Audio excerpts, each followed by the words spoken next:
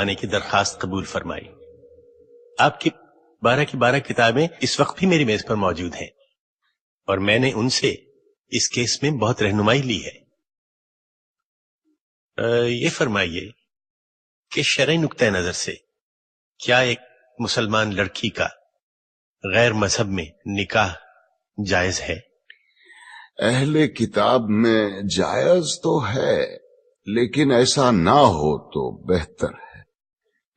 وضاحت فرمائیے گا۔ ناپسندیدہ ہے خدا کی نظر میں، لیکن ناپسندیدہ تو شراب پینا بھی ہے، جھوٹ بولنا بھی ہے۔ ہم شرابیوں کو یا جھوٹوں کو اسلام سے خارج تو نہیں کر دیتے۔ اس بچی کے بیان کی جو نقل آپ نے مجھے عنایت کی تھی، میں نے اسے بہت غور سے پڑھا ہے۔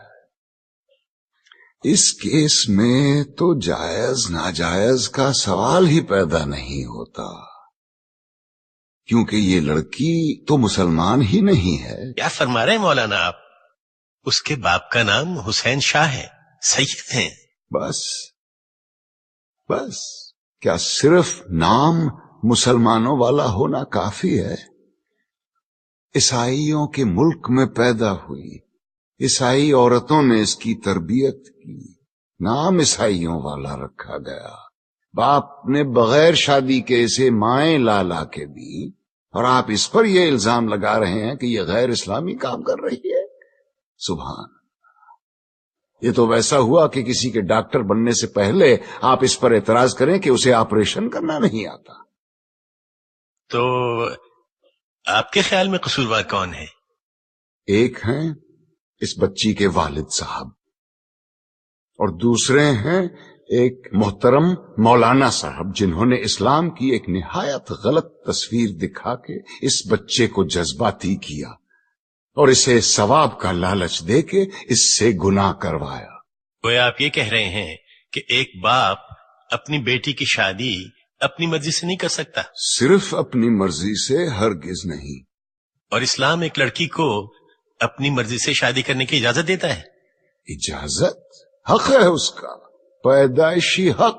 حدیث کی کتاب کھول کے دیکھیے، ناسائی والیوم 2 چیپٹر کتاب النکاح ورق نمبر 403۔ نبی کریم صلی اللہ علیہ وسلم کے پاس ایک عورت آئی، کہنے لگی یا رسول اللہ، میرے والد نے مجھ سے پوچھے بغیر میری شادی کرا دی تھی، مجھے اپنا خاوند پسند نہیں ہے، میں کیا کروں؟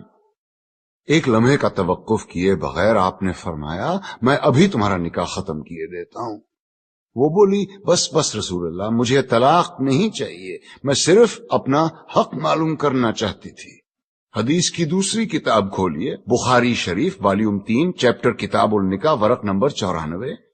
خنسہ بنت خزام کہتی ہیں میرے والد نے مجھ سے پوچھے بغیر میری شادی کرا دی، مجھے خاوند پسند نہیں تھا، میں رسول اللہ کے پاس گئی، انہوں نے فوراً وہ نکاح منسوخ کروا دیا۔ لیکن مولانا آپ یہ کیوں اپریشیٹ نہیں کر رہے ہیں کہ حسین شاہ نے کس مقصد کے تحت اپنی بیٹی کی شادی کی تھی؟ اور مولانا طاہری نے تو سرمد کو، جو کہ ایک ناچنے گانے والا، جینز پہننے والا مغرب زدہ نوجوان تھا، اسے اسلامی حلیے میں ڈھال کر ایک عاشق رسول بنا دیا۔ حلیہ؟ اسلامی حلیہ اور گانا بجانا یعنی موسیقی، دونوں بہت اہم موضوع چھیڑ دیے ہیں آپ نے۔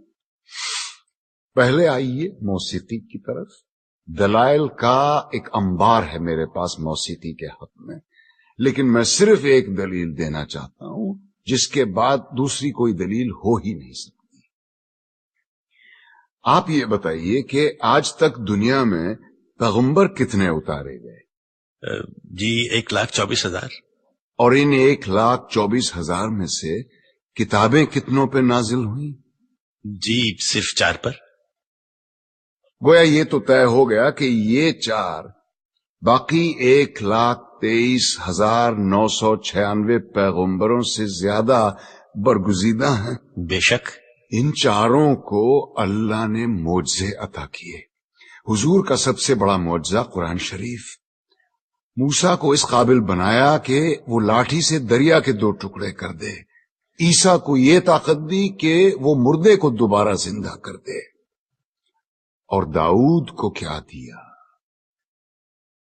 موسیقی، ایسی سریلی آواز اور راگوں اور سازوں پر اتنا عبور کہ سر لگائیں تو پہاڑ ساتھ گانے لگے، دنیا جہان کے پرندے مدہوش ہو کے آواز کی جانب کھنچے چلے آئیں۔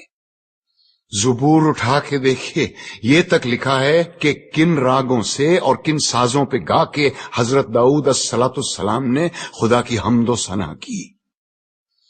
کیا یہ ممکن ہے کہ خداوند کریم اپنی تعریف سننے کے لیے ایک حرام چیز کا انتخاب کرے اور اپنے ایک برگزیدہ پیغمبر کو حرام چیز معجزے میں دے؟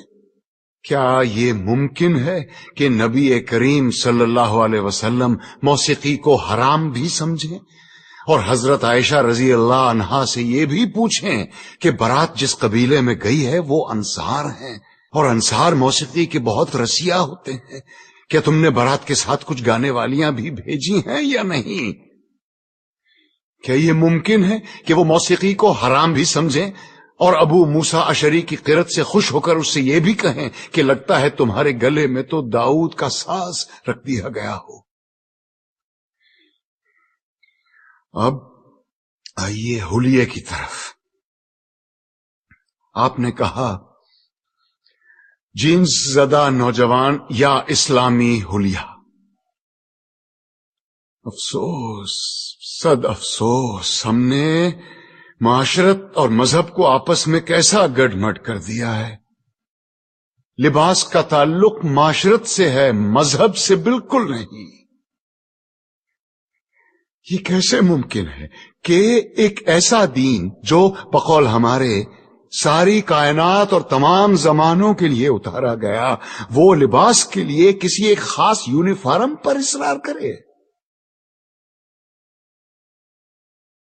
اور ہم اتنے معصوم ہیں کہ الاسکا کے برفیلے میدانوں میں یا نیوزی لینڈ کی منجمد پہاڑوں میں بھی اگر کوئی اسلام قبول کرے تو ہم اس سے کہیں گے کہ اسلام کی تعلیمات تو ہوتی رہے گی، پہلے شلوار پہنو اور اسے ٹخنوں سے اوپر رکھو۔ اور یہی رویہ ہمارا داڑھی کے سلسلے میں بھی ہے۔ لیکن داڑھی تو مولانا آپ نے بھی اتنی لمبی رکھی ہوئی ہے۔ الحمدللہ، مگر اپنی مرضی سے رکھی ہے، دین نے فرض نہیں کی مجھ پہ۔ دین میں داڑھی ہے، داڑھی میں دین نہیں۔ سنت موقدہ ہے، رسول اللہ کی تھی، جو عاشق رسول ہے وہی داڑھی رکھتے ہیں۔ بالکل درست فرمایا آپ نے، لیکن داڑھی عشق کا آغاز نہیں، انتہا ہے بیٹے۔ عشق جب انتہا کو چھوتا ہے تو عاشق کا جی چاہتا ہے کہ وہ بھی دکھنے میں اپنے محبوب جیسا بن جائے۔ کیا خوب کہا ہے کسی پنجابی صوفی شاعر نے، سیونی مینو رانجھا آکھو ہیر نہ آکھو کوئی۔ کہیں ہم غلطی تو نہیں کر رہے ہیں کہ عاشق کا پہلا قدم عشق کی آخری سیڑھی پہ رکھوا رہے ہیں؟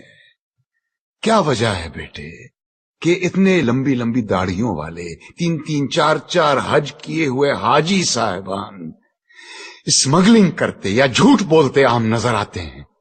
وجہ یہ ہے کہ مجھ جیسے ناسمجھ عالم سارا زور داڑھی رکھنے اور شلوار پہننے پر ہی دیتے ہیں۔ کہیں ہم غلطی سے عاشق رسول کے بجائے عاشق ابو جہل تو نہیں پیدا کر رہے ہیں؟ کیونکہ داڑھی تو ابو جہل کے بھی تھی، لباس بھی وہی تھا جو رسول اللہ زیب تن فرماتے تھے۔ ترتیب الٹی ہے بیٹے، پہلے ظاہر نہیں، پہلے باطن کو ٹھیک کرو۔